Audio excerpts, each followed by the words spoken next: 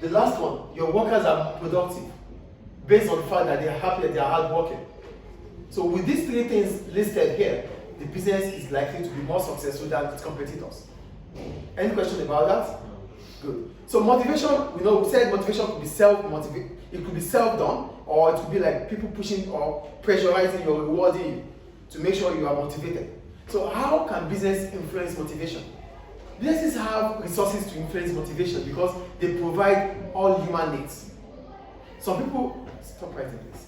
Businesses are likely to motivate workers because they have all the resources that is required by any individual to be happy.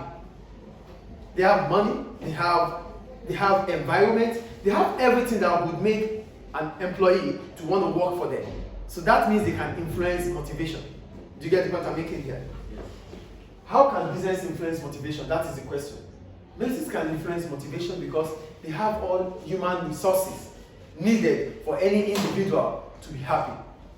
So if they need an employee, they know what to do to get the employee. If they want an employee to be happy, they know what to do to make the employee to be happy. That means they can actually influence motivation.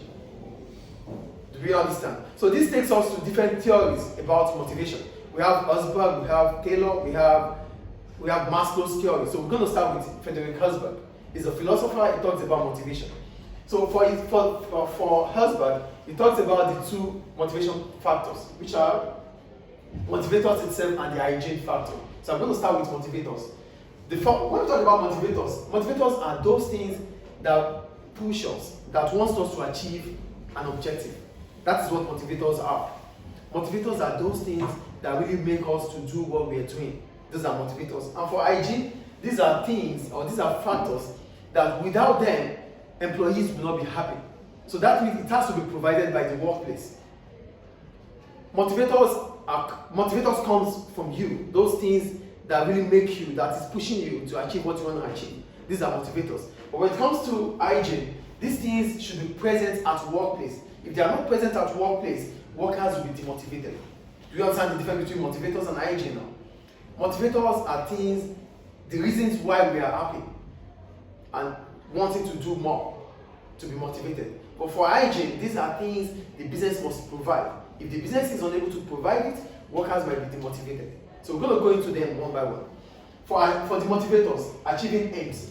This comes from you. Oh, you want to achieve a certain objective. That's why you are motivated. This comes from you. Yes or no? Yes.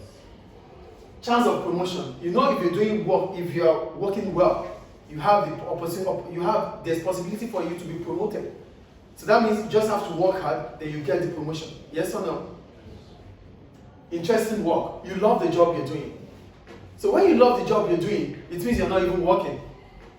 When you love what you're doing, it will be as if you're not doing anything. Because you are motivated to do it. You have passion for it. Because you have passion for it, it will not be stressful for you. Yes? You don't get bored doing the same thing for a long period of time. Well, for me as a teacher, I don't think I get bored. I've been doing it for 10 years and it's because every day that passes by, I find an interesting thing in it. So boredom doesn't come. Really, when you do the same thing for a long period of time, it could bring about boredom. But for teachers, I don't think it's the same way because you're going to have different students at every point in time. You're going to have different methods of teaching at every point in time. And teaching is a lifelong thing. So teaching doesn't go with boredom. Do you understand? But most of the time, when you do the same thing every now and then, you might feel bored about it. So the only thing you could do is to find a way to have interest in diversifying so that you don't get bored about it. Find new ways of doing it every now and then. So that might drive your motivation. Is it clear? Yes. Then we have recognition.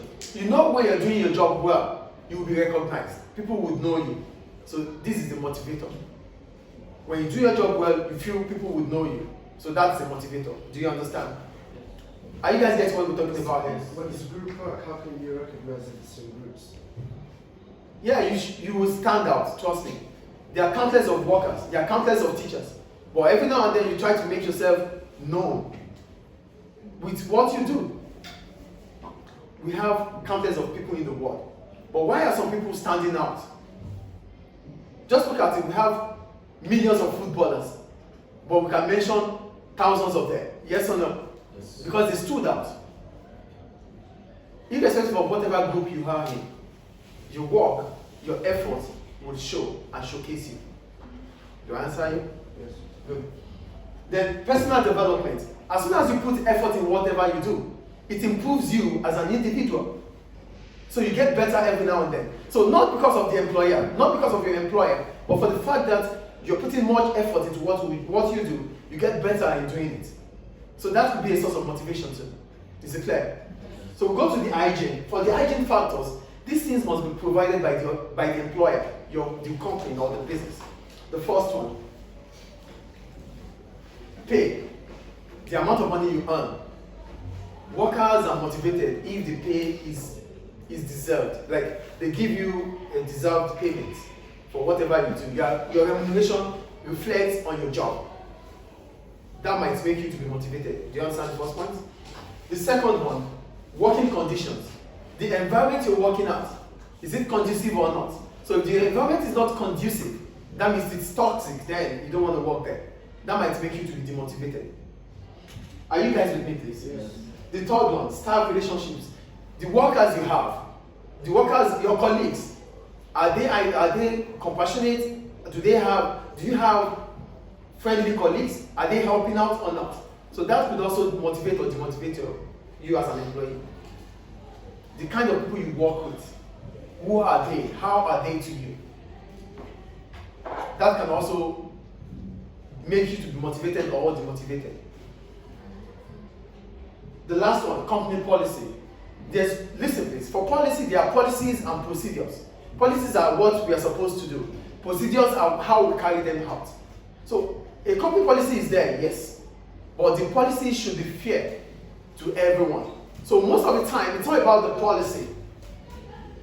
It's not always about the policy, it's about the procedure. How the policy is being carried out.